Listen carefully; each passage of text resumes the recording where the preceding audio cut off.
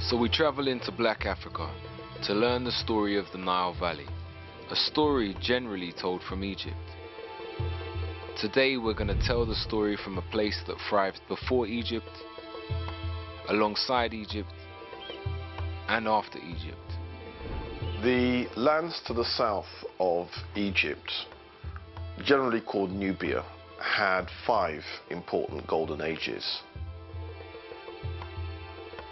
The first golden age, which was called Tarseti, some people call that, in translation, the land of the bow. This civilization was older than First Dynasty Egypt by about 200 years. They also domesticated animals here first and before Egypt, so pastoralism was very important. Depending on how far back, if you say 9,000 years ago, then you can say yes, it was probably more developed than Egypt. But starting from the 4th millennium BC, the center really is in Egypt and develops from there. Sudan was often ahead of Egypt in terms of developing technology because it had perhaps a smaller population. In Egypt, there's not much need for human economy. You don't need to save on human labor because every time the Nile flooded in midsummer, you had a huge reservoir of human labor as long as you were feeding them a living wage. The ancient Egyptians themselves said that they came from the south of Kemet, ancient Egypt, which is further up, higher up the Nile Valley, closer to the source. And they identified the mountains of the moon, which are in modern-day Uganda, as their place of origin.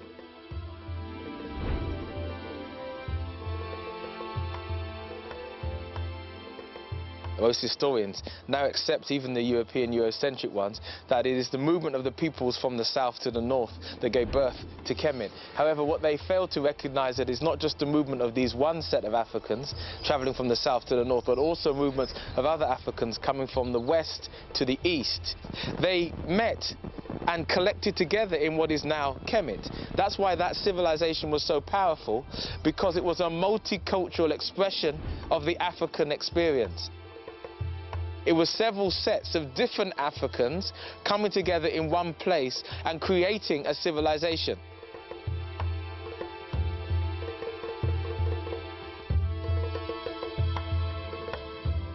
We travel through Sudan, the largest country in Africa, to learn about a world that was already old before our world had even begun.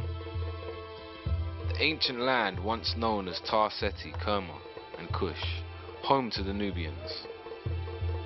This is a place where early Europeans came to study and learn from Africans, and to study from the oldest people in the world, Africans.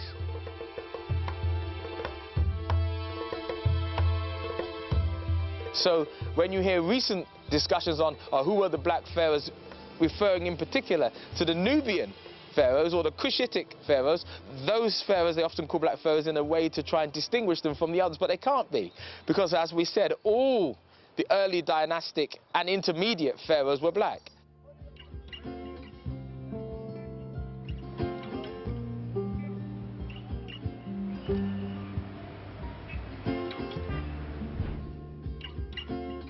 This is home to the world's oldest recorded religion, a place whose kingship and political system continued to bring harmony and prosperity to its people for over 3,000 years.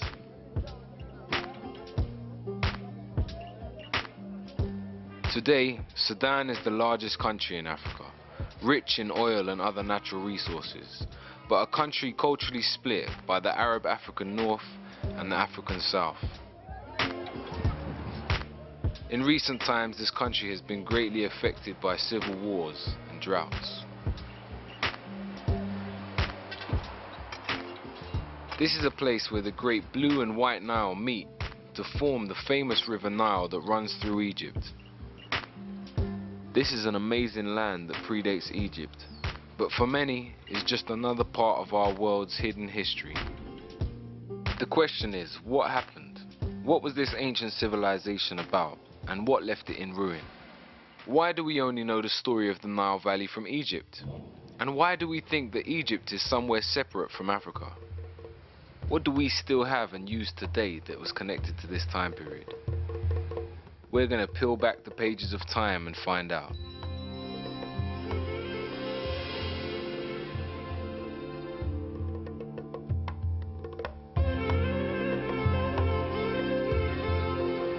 I'm standing here on ancient holy ground, in an area that was once part of the Napatan kingdom.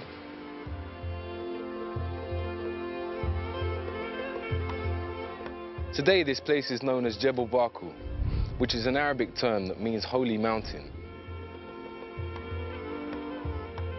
It goes by this term because in ancient times, for over 1,000 years, this area was the Kemetic and Kushite religious center of the world. Home to the Nubians, ancient Egyptians, and other traveling Africans. Jebel Barkal is a very important site both in the history of Kush and in the history of Egypt, or Kemet if you prefer. The mountain had a particular shape, and both the Egyptians and the Kushites regarded this mountain as the holy mountain. That's what the Egyptians called it, the holy mountain. So at Jebel Barkal you have this great ritual religious complex which is set up in a monumental form that we see first when the ruler of Kemet conquers it, when Thutmose III is building his great temple there, and then it continues, and it's in that area that Napata is.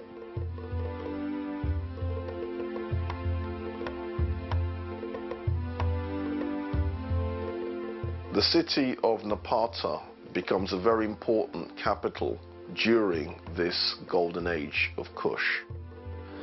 The site has a long history. We can trace it back to the 18th dynasty period of ancient Egypt, where the ancient Egyptians saw it as sacred to their deity Amen.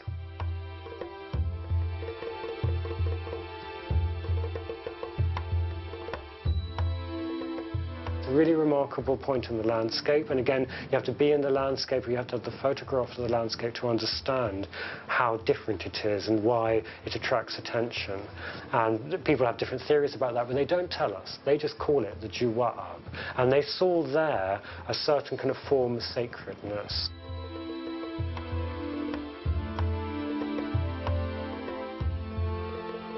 So the influence of the Sudanese Nubians in Egypt is quite clear, but on the other hand, the influence of the Egyptians themselves in traditions, in religion, is still people having different minds of is it originated from there or is it been acquired or adopted as gods by the Nubians. So here at Jebel Barkal, in between Upper Kemet and Lower Nubia, we find much shared culture.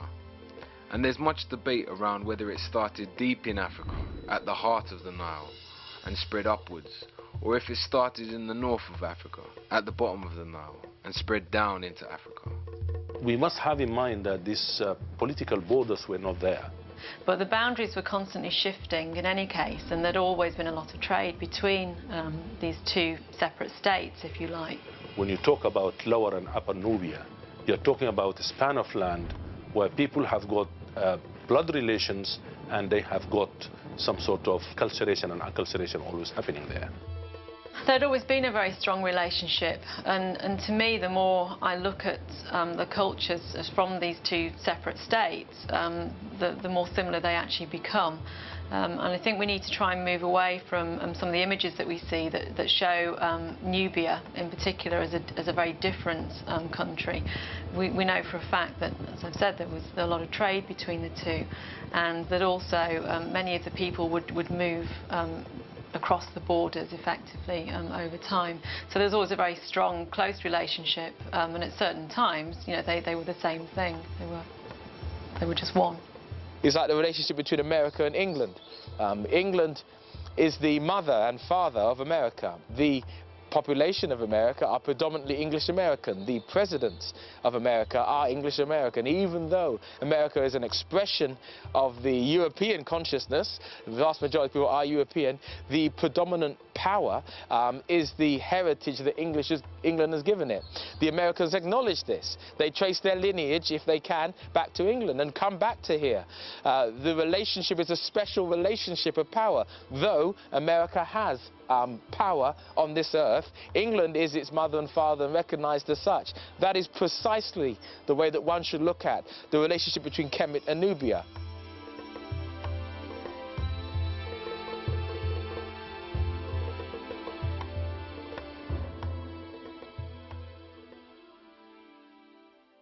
The religion of the Kushites is quite interesting. One of the important deities was Amen. Now, Amen is the pronunciation that the Hebrews give it, and some scholars agree to use that pronunciation. Amun is the pronunciation given to it by one of the old European scholars, Plutarch. In the language of Kemet, the word for hidden is Imen, or Amun is the way that we put it in English. And Amun is the name of a goddess creator who is everywhere and hidden, combined with Ra'ah, who's the energy of the sun. That's the metaphor for the creator, so Amun Ra'ah. But Amun is the hidden part, very much like the Christian, Jewish, Muslim concept of God as everywhere and invisible. The sun, the symbol of the creator, was reborn every morning. It reached its highest position in the day at noon, where it was known as Re. Re represented the creator, God, the sustainer of life on high at its highest point. When the sun set in the west, it was known as Amen. Amen is a Kemetic word which means hidden or concealed.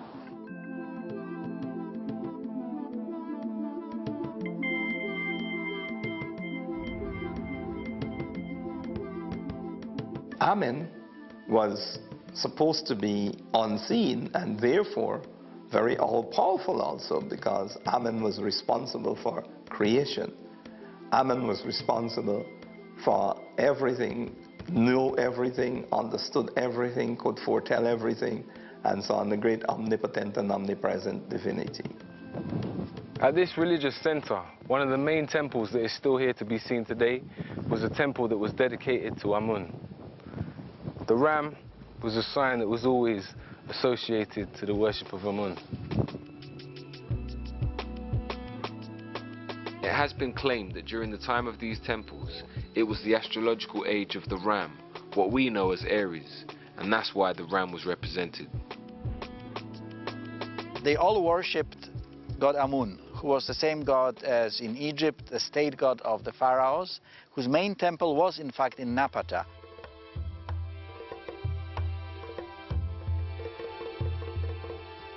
Their deity Amen, they make it quite clear. Amen is a deity coming from Kush.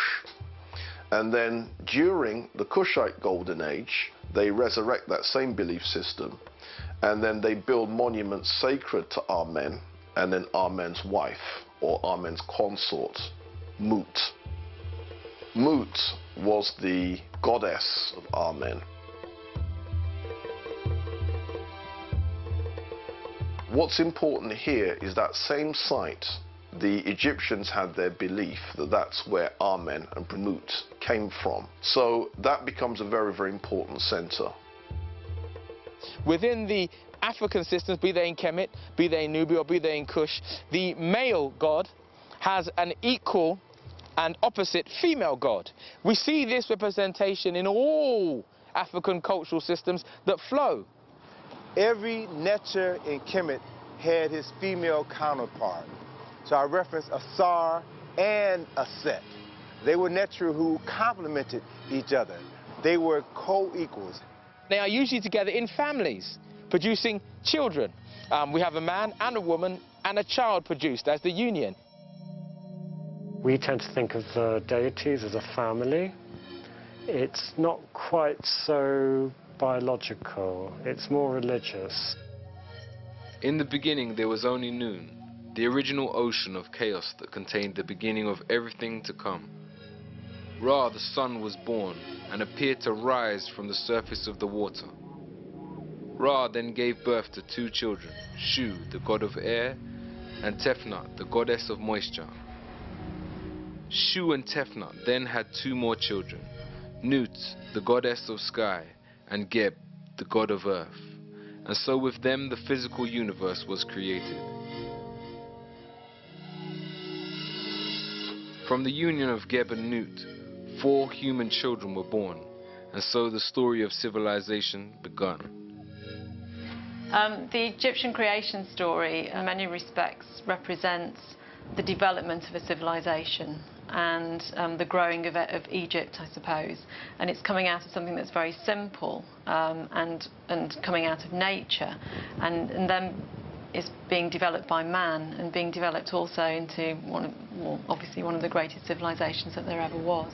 the spiritual world represented the physical world. So as it was in heaven, so as it was on earth. The Africans came together in Kemet to build a heaven on earth. So what you see is this combination of balance and harmony. The essence of what we find within traditional African society is an understanding of the totality of life that is literally matrilineal and is paired with the masculine energy in order to maintain its force and its operation throughout society. If you suppress the female, you suppress 50% of the power of the creator. It seems to be really important, and in many respects the sort of male and female seem to represent the two different forces coming together. And I suppose it's a bit like the unification of Upper and Lower Egypt in some respects. Because they understood that it wasn't just about gender. It was about the understanding of the energy and how it moves, how masculine energy moves and how feminine energy moves, and how to marry the two, which created balance, life. The idea was to create a land which was like the land that was up in the skies and beneath the earth. And in that sense, they saw that how they were arranged in families was also how the gods must also be arranged in families, and how the spiritual energies of the universe must also be arranged in families because they are arranged in families. Three of the most important Neteru in Kemet were Asar, Aset, and Heru. Or to give them the more usual names, Osiris, Isis, and Horus. These three deities originally came from Cush. These are very, very important triumvirate. Their stories are as much mythology as they are history.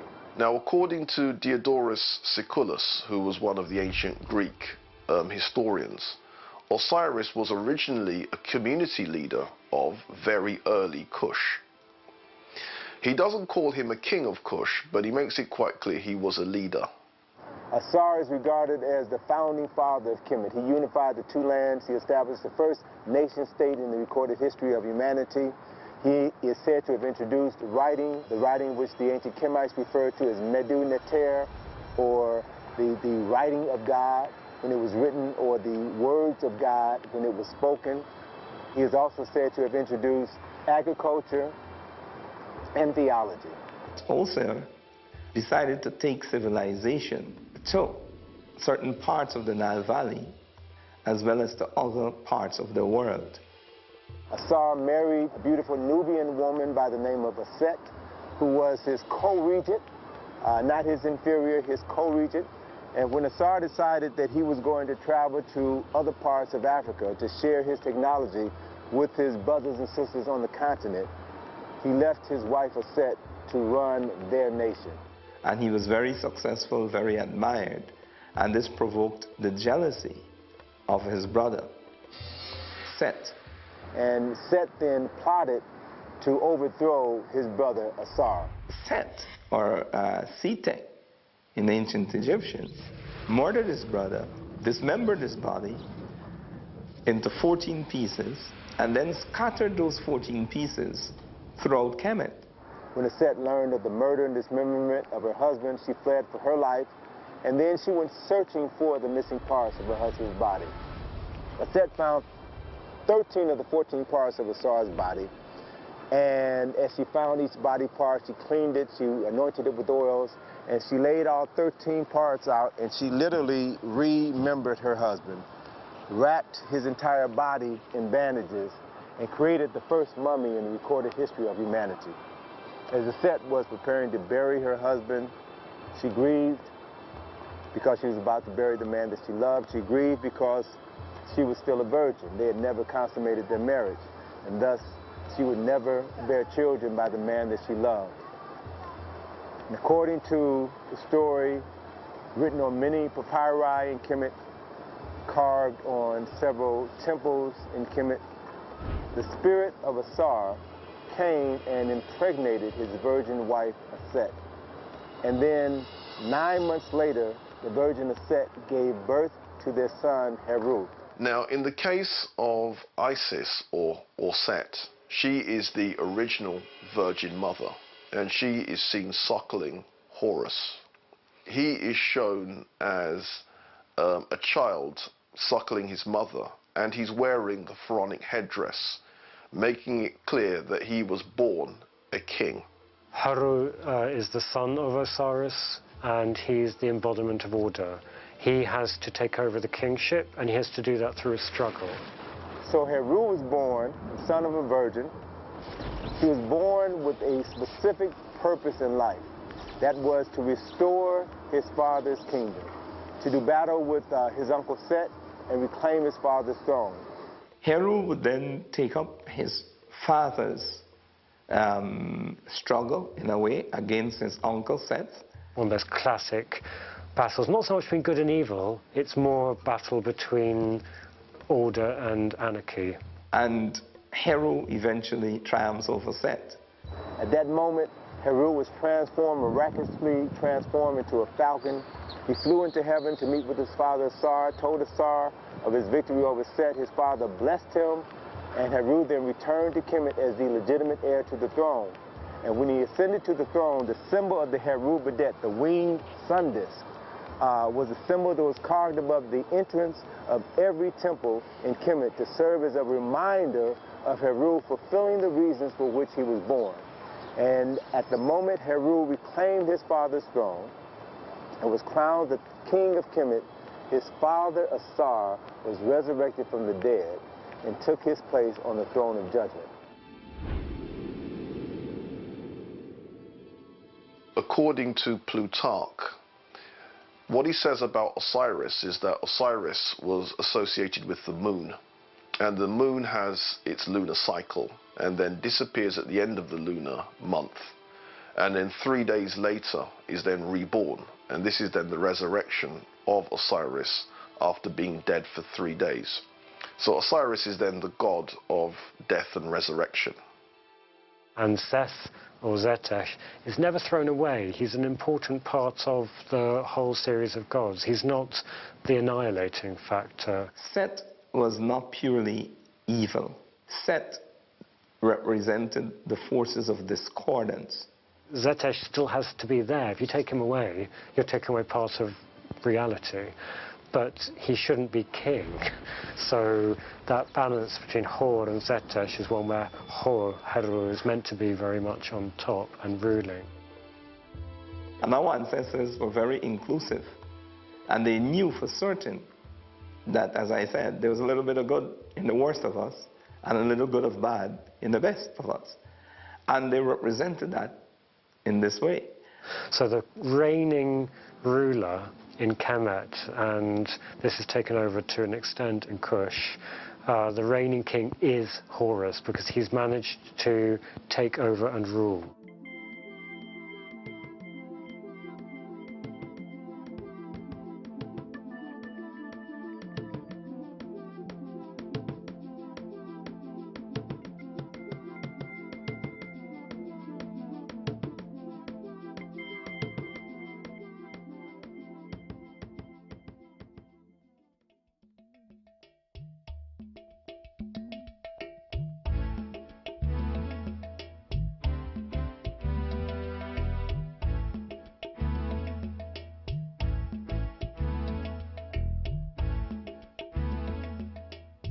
I'm here at Naga, at one of the Kushites' most well-preserved sites here today in Sudan. Temples were really important, both in Kemet and in Kush. When you begin to look at the development of temples, the temples that we find in Nubia, the temples that we find in Egypt, the temples were universities.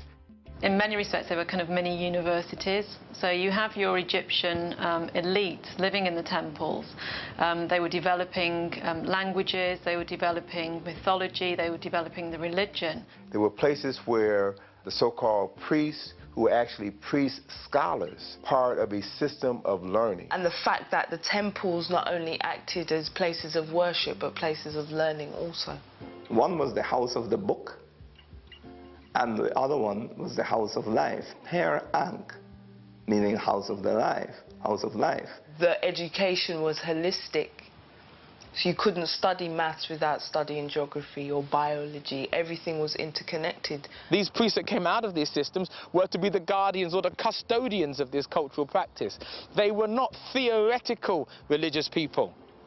They were individuals who were both warriors, both scholars, and both priests at the same time. It might be important to look at the system of education as a system of formal learning and the system of socialization as a way or the way in which one generation was socialized into the fundamental values and rituals and meaning of life of the community and therefore of the society.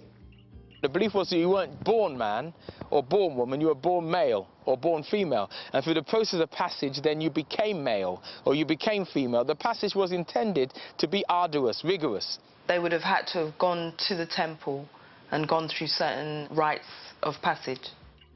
The socialization has to do with becoming an adult, with knowing your roles as an adult.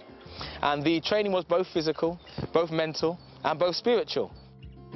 And a lot of this came to rest in the temple, where you had schools in the temple.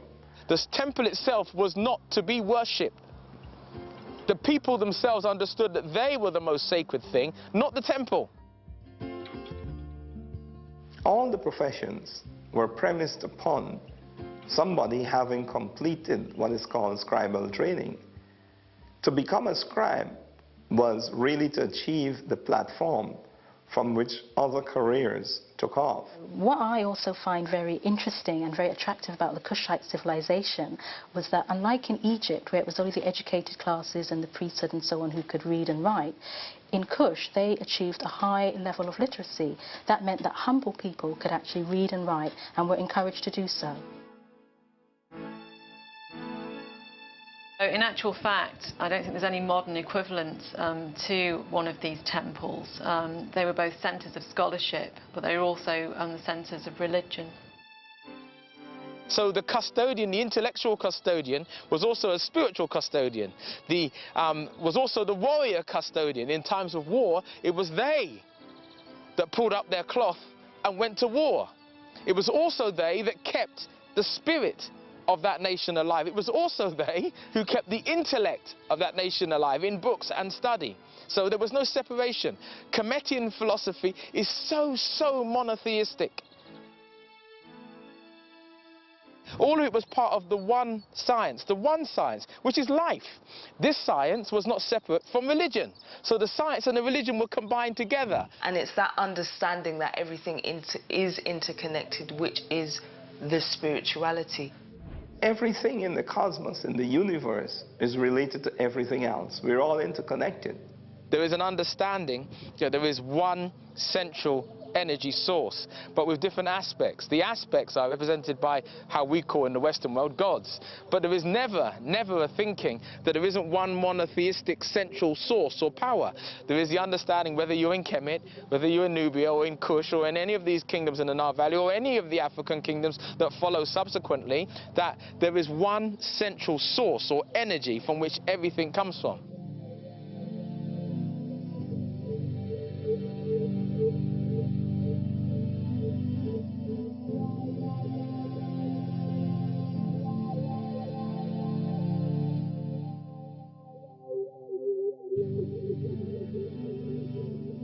Clearly they share the same religious beliefs as with the Egyptians, with some additions, so to speak. Some local gods were worshipped, like god Apedemak, a lion god. And you have to remember that lions were common here up until the early 19th century.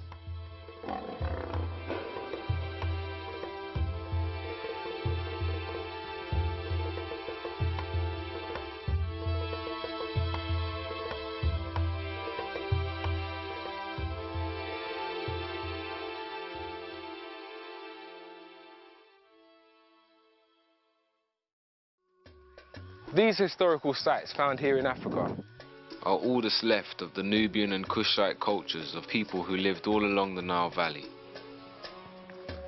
These ruins are evidence of some of the world's earliest highly developed civilized cultures.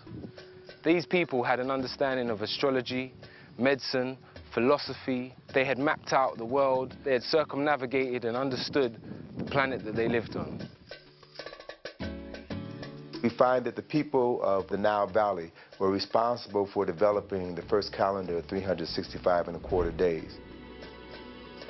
Now, because of the tropical or semi-tropical condition in the Nile Valley, there were clear nights and people could see the stars and the other heavenly bodies. And it is very clear that humanity began to notice patterns. Think about this. How long would it take, for example, for us to understand the movement of the moon? The moon travels around the Earth every 27.322 days. Because of this, the ancients based their month around a 30-day cycle. How long will it take for us to work out that the Earth goes around the sun once in every 365.25 days?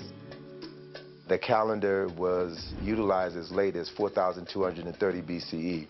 Now, in order to come to that definitive understanding of how long it takes the Earth to rotate on its orbit around the sun, you have to be able to make celestial observations for at least 1,000 years to identify the patterns, to then correct the patterns, to come up with the most accurate calendar that has ever been used by human beings. The ancients of the Nile Valley based their year and months around the natural cycles of the universe. Each of their months was connected to an astrological sign, like our zodiac, and so their yearly calendar became a map of the Earth's human, earthly and heavenly cycles.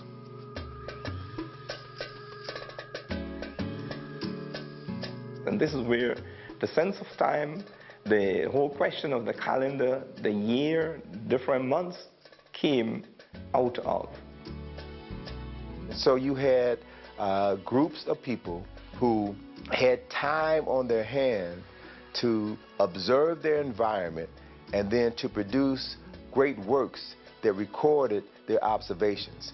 So you had astronomers. In terms of astrology, that was always, again, very important to the ancient Egyptians, and when people were born, they would actually have their charts drawn up. We see water irrigation, we see aqueducts, we see underground heating, swimming pools, we see heated swimming pools. We had people who studied rocks and minerals, geology. These very brightly polished ones, that's again a classic Sudanese. I think that particular colour combination, those happen to be the colours of the modern Egyptian flag, but actually it's a very, to me, very Sudanese combination, that clear white with dark and red. Earlier in the history of Kemet, you get a lot of carnelian, the red stone, coming out of Nubia. Precision drilling, iron smelting, precision iron smelting. You had people who studied plant cycles, agriculture. We see papyrus paper, we see glass making, we see stained glass, we see use of gunpowder, not in weaponry, but in religious services and religious rites. You had people who studied building, how to build structures, what materials are best used to build structures. This was a great golden age of pyramids, of temples, of writing, scholarship. We see elements and a good deal of evidence, perhaps of electricity. You had artisans who were responsible for creating great works of arts, sculptures, paintings. Gold smelting, silver smelting, the creation of refined industries. These are classic faience beads. This is the colour that most of the material in this tray should look. Faience is simply desert sand, it's quartz sand, but it's ground down and fused at a fairly high temperature, and you add the colour from adding ingredients, so that amazing blue will come from copper filings that have been added in. So there's a very close link between the artists who are producing all of this material and the metal workers, because they're using the filings from the metal workers' floor. So the underpinning of order in Egyptian religious art and in the language is a pedestal. It's a block that looks a bit like kind of a carpenter's plane, something to make things smooth. And the word in the language of Kemet is ma'at. Ma'a is smooth, and it's trying to make things on a smooth path. That seems to be the metaphor they use, and ma'at almost means what is good. One of the most significant aspects of spirituality in Kemet had to do with the concept of ma'at. Ma'at represented the ubiquitous powers that flow throughout the universe, that maintain the balance, the harmony, and the order throughout the universe and on planet Earth. Ma'at was represented by a female figure with wings and an ostrich feather. One later came to recognize this figure of a human being with wings as a prototype for angels within Judaism, Christianity, and Islam. Ma'at was fundamental to the Nile Valley because it was its moral code. The ancient Kemetians believed, as did the Africans from the south, that when one passed from this existence to another, there was a point of spiritual judging. This spiritual judging was to weigh your heart with a feather. The heart had to measure itself and be balanced against the feather. And you quite literally get the heart being weighed on scales to see if a person is worthy of going through to the next life. We can actually still see Nubians wearing the feather of Ma'at, showing their connection to this moral order. The people and the pharaohs tried to establish and maintain Ma'at. And they didn't have a word for evil, because that's, I think, what people think, good and evil, light and dark, do you know what I mean? But the opposite of Ma'at was Isfet, which was unbalanced. Ma'at, the feather, would then be weighed against a person's heart. And if your heart is heavy and it tips against the feather, it shows that you have done things to have a heavy heart, meaning you're a guilty person. The idea of the feather was a representation of the female aspect and also of air, but also of the lightness of being, the idea that your heart was not heavy. We still say it now. My heart is not heavy. My heart was light. I had a light heart, a clean soul. They declare their innocence by reciting the 42 admonitions of Ma'at, some of which would sound very familiar to Jews and Christians. Those 42 admonitions were, I have not stolen, I have not committed adultery, I have not polluted myself, I have not polluted the land, I have not spoken ill of my neighbor, I have not spoken ill against God, I have not defrauded offerings. As a person's heart was weighed on the scale of Ma'at, as they recited these 42 declarations, if they were true to these declarations, then their heart would be as light as a feather. This is where the concept comes from. And so it means that they would be pronounced Ma'at Keru, true of voice. The clean soul was the fundamental aspect. We see it represented in all the Kemetian philosophies, which they had taken from their mother from the south.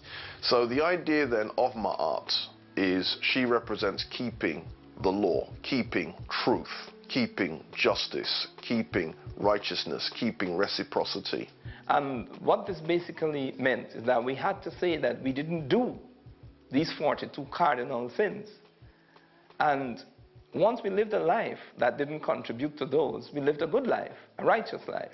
This event was recorded in the Book of Judgment by Jehuti, and then in the next scene of this very important document, of which thousands and thousands were produced, because every person who died wanted to have this document to help them be able to recall these 42 admonitions. One of the very last panels shows Heru, the son of Asar, leading the vindicated soul of this person to his father.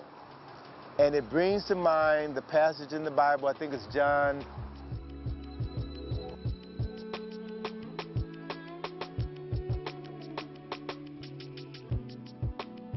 So Heru was the way, Heru was the truth, Heru was the light through which the soul of man was brought before the Lord of judgment and then proceeded to go into heaven or hell to experience the next life.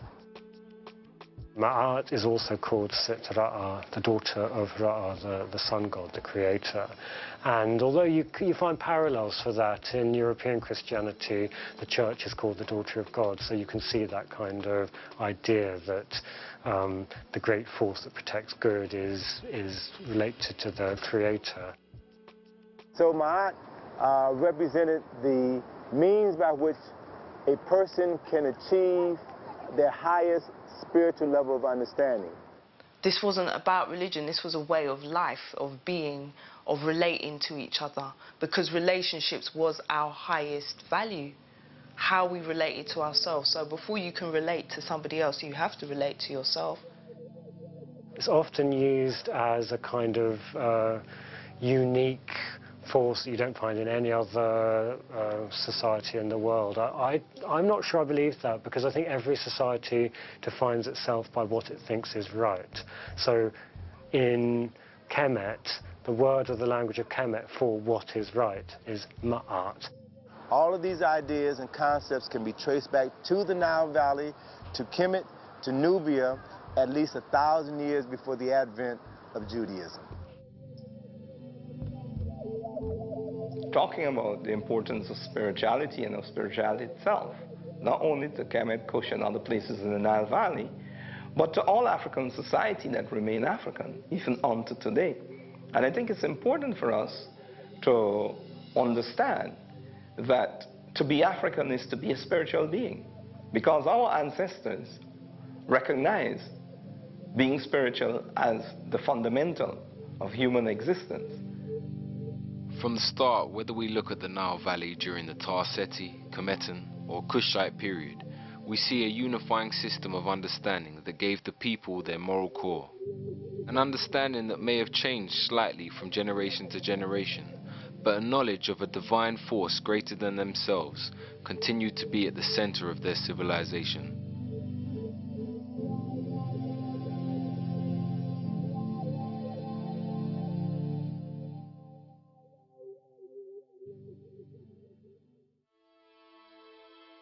Debates still rage about the length and continuation of the Nile Valley cultures and how interconnected they were.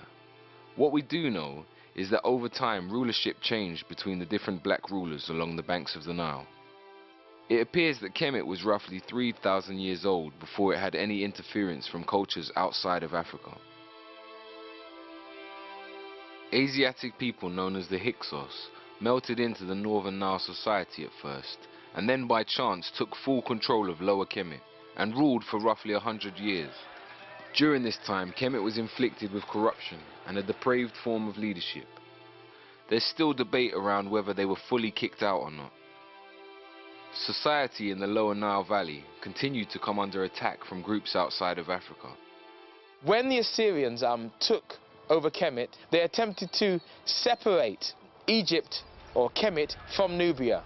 Now, this was a hard thing to do since both sets of people were entwined. Their families, their culture, their religion was part of the same culture and religion. In about 1,000 years BC, the Nubians moved in and took full control of Lower Kemet, bringing the whole region under Kushite protection. When Kemet got into difficulties, it was the Nubians from the south who came from the south to the north to rescue Kemet. The Kushites, they decided to go into Egypt and to take control of the situation, to sort things out, to restore traditions, to restore religion, to restore law and order, and to basically remind the people in Egypt who they really were. They were trying to retake Kemet because Kemet was theirs. It was their bloodline. They were not foreign invaders. They were individuals who were part of the original bloodline, attempting to retake the bloodline and the land which was once their own.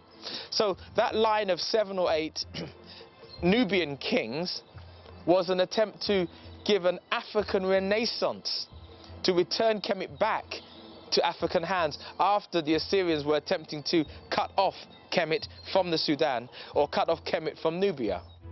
During the periods of Kushite rule in Egypt, the way they administered that country was quite interesting. What would happen is the male pharaohs would then rule from the city of Napata. Female rulers would then rule from Waset, which is in Egypt. In Africa, women didn't rule and men didn't rule. Men and women ruled equally with a co-rulership with different functions, where the woman was fully vested and the man was fully vested. And what I find interesting and very attractive about this civilization is the fact that women could actually rule in their own right. So they didn't have to be, rulers because they were waiting for a boy king to grow up, or they weren't ruling behind the scenes while, the guy was the king and he was the official ruler. They actually ruled in and of themselves. Now, who were these female rulers? Some people say that they were the wives of the Kushite pharaohs. Some people say that they were the sisters of the Kushite pharaohs. Whichever be the case, they formed a parallel dynasty. And that dynasty would be aunt being succeeded by her niece, and that kind of line.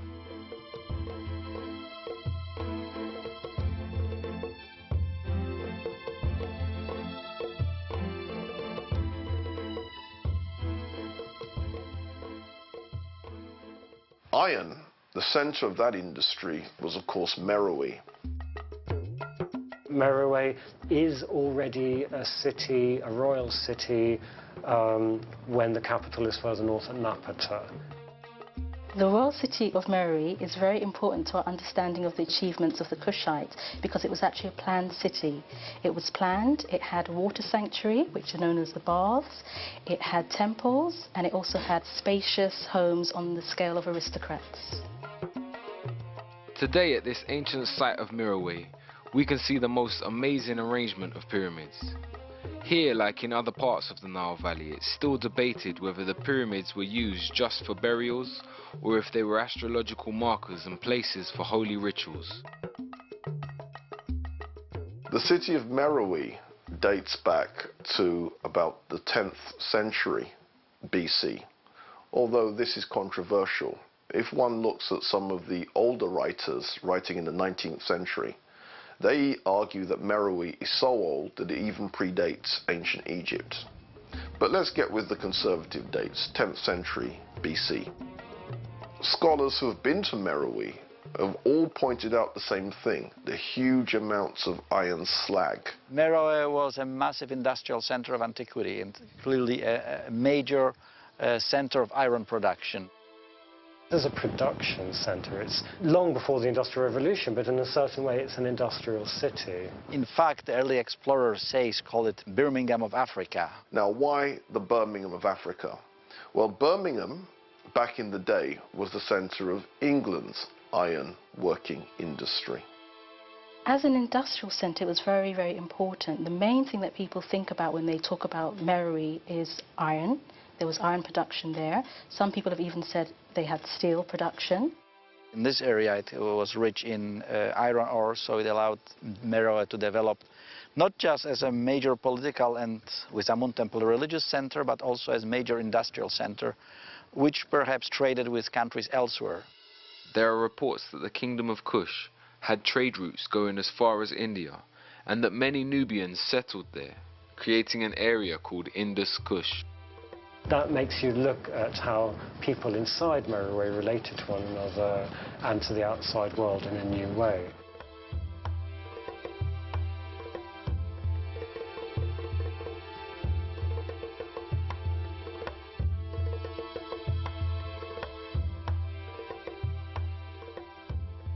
Meroe has a whole series of pyramids in a very good state of preservation. There are at least 84 pyramids, and it's quite possible that many more have since been found.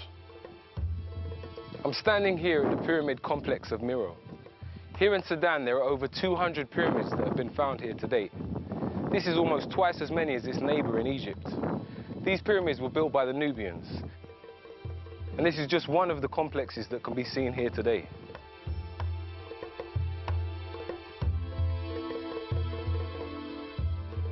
Gold and iron were two most important trading products in Kush.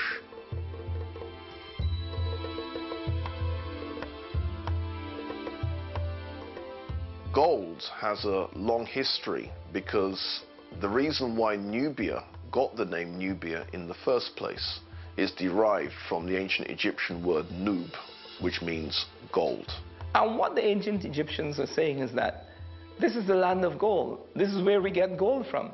There was a reputation that the Egyptians had that gold was as plentiful as dust. Wasn't true, but this was a reputation that it developed. But where did the Egyptians get their gold from in the first place? They got them from the Kushite gold mines. They traded with each other. Herodotus mentions that gold was used to enchain prisoners. Now, he may well be exaggerating, but since there are images of even mundane things like golden tweezers, the fact that gold would then be used to make tweezers, that shows that it's not a far stretch of the imagination for Herodotus to say that gold would then be used to enchain prisoners. Many of the things that we think of as advanced culture or advanced technology has its root within Kemet. We know that pottery was first used in Sudan rather than in Egypt. The Kushites throughout their whole history were always very good at making pottery. They were very artistic, and their pottery is some of the best in the ancient world. That was also manufactured at Meroe. This is the great glory of Meroe, the pottery. Much of this has been conserved and restored. What's extraordinary is how thin they're able to make this pottery and how they choose every tradition open to them. What's amazing here is this pottery is over 2,500 years old, and much of it is still usable today. This is much more an Egyptian form. That's a little baby feeding cup. That's just the mud of the Nile.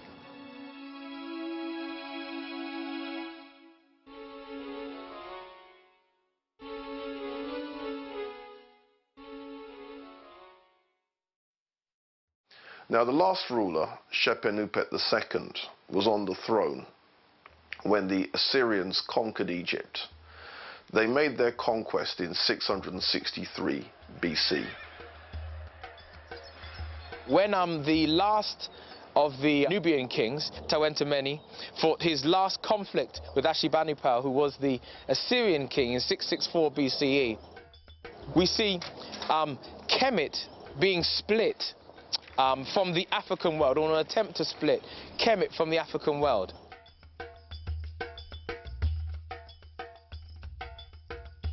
As the subsequent more barbarous invaders took control of Egypt, the kings of Kush were afraid that their central kingdom would be attacked, would be destroyed. So they moved their capital from Napata to Meroe, which is why Meroe grows when Napata declines. The kings moved their burial ground, their pyramids, to Meroe, and perhaps they moved the capital city even earlier, around 500–600 BC. So this dividing line that was set up by the Kushite kings was a matter of defense, a matter of safety. After this, there are no more black rulers of Egypt. The rulers are now Assyrians or Assyrian puppets. And essentially the northern part of Kemet became part of the culture and history and civilization of Assyria. Assyria became the focal point, the married line, the feminine line, the female line of Kemet was deliberately usurped by the Assyrian kings. And therefore Shepenupet II was the last independent black ruler of Egypt.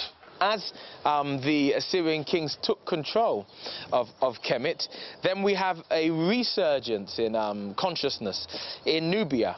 The Kushite people, the Nubian people in the south, resurged because after 664, perhaps by 590 BCE, there were no further attempts by the Nubians, by the Kushites, to retake Kemet. That's why Meroe had a second renaissance. It had a renaissance before, but that's why it had a second renaissance, because the Kushite kings, the Nubian kings, were no longer trying to take back Kemet. That's why the Meroitic script was resurged. Now, during the time of Kushite pharaoh Natasen, the Kushites invent this script. which scholars call Meroitic. And interestingly, they also borrowed from Egyptians the signs for writing their language. But let's be quite clear, Egyptian hieroglyphics themselves date back to the Tarseti period, which is the first golden age of Nubia. So if we wanted to trace the origin of Egyptian hieroglyphics, we have to go back to very early Nubia. Basically, for the longest time in Kushite history that we find evidence of writing, they were using the same hieroglyphs as the Egyptians were using. Both cultures used the same. But later on, when the kingdom became more centered in Meroe, they devised their own script. But they borrow 23 hieroglyphic signs and a number of other demotic signs to write in their own language, which is the second oldest written language in Africa, Meroitic language. They actually devised two scripts. One is known as the cursive script, and the other one is known now as the Meroitic hieroglyphs. The script had 23 letters, of which 19 were consonants and 4 were vowels. There was also a word divider, so scholars know when the words began, when the words ended. And it's only partly deciphered, so there's lots of mysteries in the work. And there are 900 books and inscriptions written in this old script. In terms of understanding the language, it hasn't been translated yet, and so that really hampers our understanding of the culture and the religion, and basically how the people saw themselves and what they'd like to say about themselves.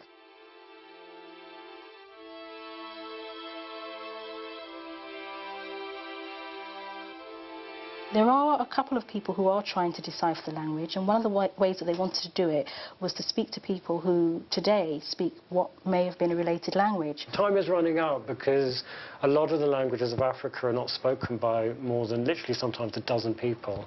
And as the elders die and people don't capture these languages, we won't have that link. People in the landscape won't know what the sound was. It appears that the Nubian Kushites created this new language to protect the last of their secrets from the invading foreigners.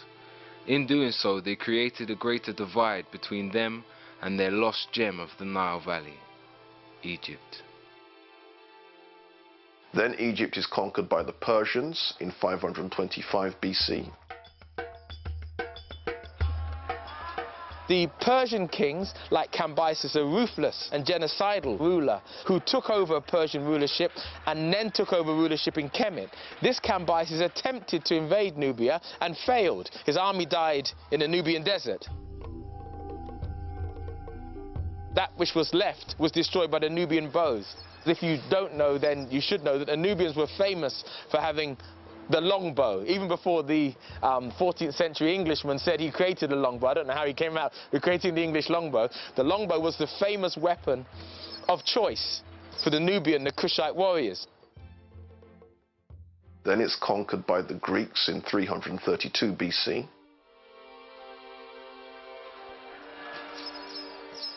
Then, of course, after the Battle of Gargamella, in 323 or 325 BCE, Alexander the Great, a Greek, a Macedonian, defeated Darius III.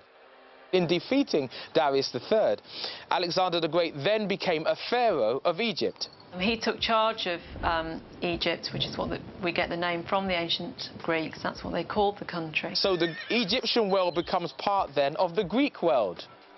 And following his death, when his kingdom, which was so big it had to be divided up amongst his generals, a general called Ptolemy took charge of Egypt, and initially as a satrap, as an official who was ruling there, and then later as a king. The Macedonian rulerships, Ptolemy, etc., who was a Macedonian Greek general, married into the Egyptian bloodline. Married into the female Egyptian bloodline, producing Egyptians who are Greek and Egyptian at the same time and facing towards Greece. And he founded really the last resident dynasty of pharaohs. So then Egypt then became even more divorced, and then of course there is the classic story. Whether or not there is historical accuracy to it is another matter, although we do have references to it of Alexander's attempt to invade Nubia and the Candace Amerinus with elephants and warriors preventing him from invading Nubia. We have that recorded under several Greek scholars. The Macedonian rulers of Egypt did not conquer Nubia. Nubia remained essentially intact.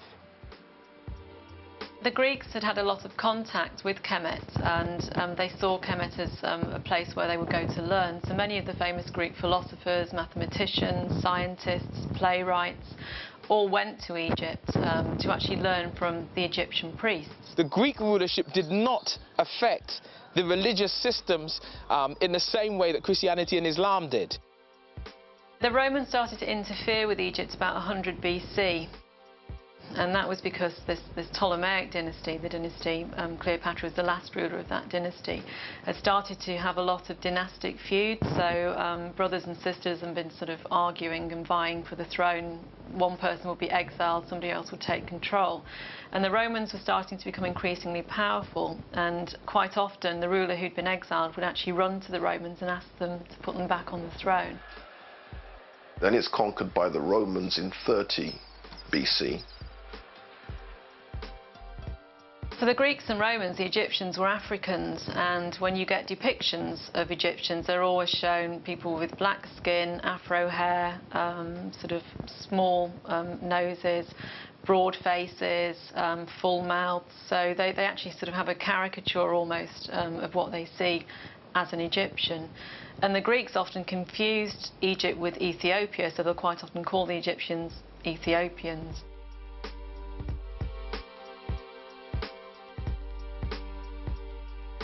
So obviously somebody with a dark face. And when they showed Ethiopians, they showed them in exactly the same way that they showed Egyptians as Africans. So there was no question at all that Egypt was an African country. It certainly wasn't seen to be European by either the Greeks or the Romans. Now the Romans and the Greeks and the Assyrians and the Persians came to Egypt because Egypt was the breadbasket of the world. The control of Egypt and the granaries of Egypt was fundamental to the control of any civilization that attempted to control the world. Not only that, but Egypt, through its trade relations with the south, had control and access to the minerals of the south. The iron, the copper, the gold, the silver. The Roman system of coinage was based on gold and silver. Therefore, they needed access to the mines of the south. So the control of Egypt was fundamental in getting the trade from the gold and silver from the south to the north. So therefore, the control of Egypt was fundamental. Egypt was the most wealthy nation in the world, and it remained so through Assyrian, Persian, Greek, or Roman rulership. Egypt still was the most wealthy, not just in terms of gold and silver, which was, you know, tenuous in terms of its commodity value, but in terms of grain, wheat. Rome as a civilization, like the Greek civilization, did not produce enough food to sustain itself. The Romans saw Egypt, and the reason they really wanted Egypt so much was it was a grain source for their armies.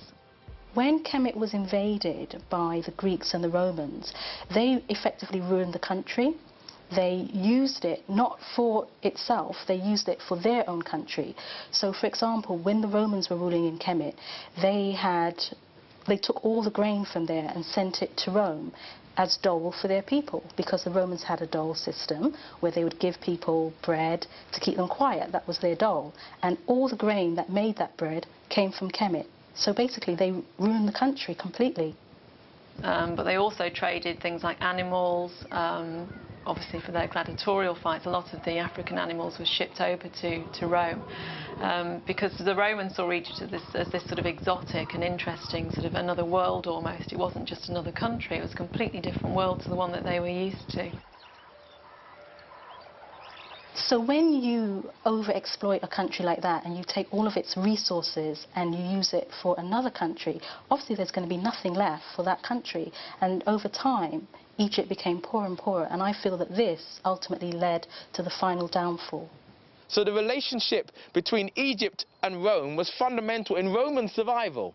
Not in Egyptian survival, in Roman survival. I think Egypt was crucial to Rome's development, both from a political point of view in that it gave it a very important, a very wealthy territory, but also because a lot of people in Rome became very interested in Egyptian religion and Egyptian cults. And also, they must have been learning from people in Egypt, as the Greeks had learned from people in Egypt. So I think that Egypt was actually very important for Rome, certainly Rome's early development. But all of this means, of course, that Egypt is getting more cut off from its neighbour from the south. It sees its relationship as being north. Its connections are northward. not southwards. It sees the south as a trade route, a source of supplies and minerals and grain. And we see further connections between the royalty, the royal families, the political people of Egypt, and we see with the south, because the south has cut itself off, and it's been cut off. Now, the conquests of Egypt changed the population. And so Egypt was already moving into an Afro-Asian direction.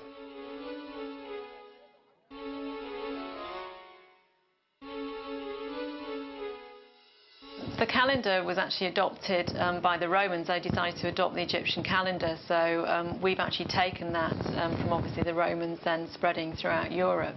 So actually Rome's quite a key and important player in us today learning about ancient Egypt, because it adopted so many different parts of its knowledge and culture and was very, very keen to promote it. So as Rome tightens its hold on Egypt, and the failed attempt by Cleopatra and Julius Caesar to produce a line of individuals, that line being destroyed by Octavian or Augustus Caesar. And at that point, finally Egypt loses its last resident ruler, Cleopatra. The line of pharaohs abolished. It's at that point that we have the end of dynastic Egypt under Roman rulership. And it was after that point, when Rome takes control, that we start to, in many respects, I suppose, see the downfall of Egypt and the demise of Egyptian culture.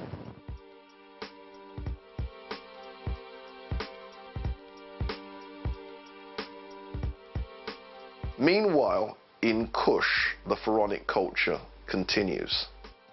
One of the great things about the Sudanese Meroitic kingdom, they're one of these kingdoms that keep the Romans out. It's one of the kingdoms that the Roman Empire tried to conquer and failed to conquer. I think also the further south that the Romans went, obviously, the further away they're going from the Mediterranean and from Europe, and so arguably the more difficult that would become for them.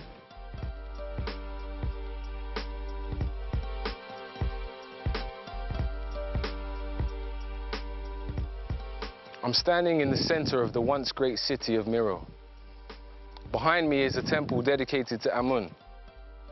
Excavations done here in the 90s reveal temples with walls and statues covered with gold leaf, a remnant of Meroe's immense gold trade. At the heart of this ancient city, we find the remains of its spiritual center. Here, Amen was revered in temples of the highest splendor. When they moved here, they built another temple to this god, the largest, as I said, apart from Napata, in the Sudan, which unfortunately now is in a ruined state, as most of the site is. The royal city was walled with gates and towers, and one of the old sources makes it clear that the population of Meroe supported at least 200,000 soldiers and 4,000 artisans, and that would give us some kind of indication of what scale of city that we're talking about. Herodotus, the ancient Greek historian, made reference to a violet-scented fountain where people would wash and they would bathe in these aromatic salts. And the Liverpool expedition at the beginning of the 20th century excavated in Meroe and found that Herodotus was probably talking about this bath that shares affinities with the Roman bath.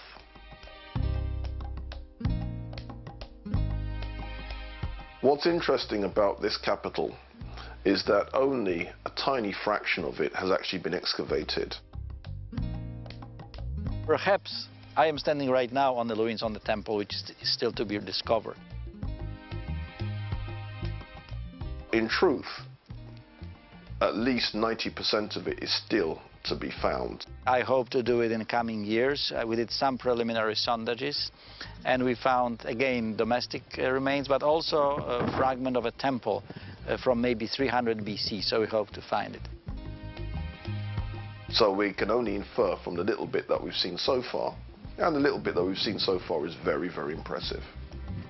Hidden under the desert surface of this ancient temple are the tile remains of its ancient modern beauty. Much of this area is covered with these types of tiles.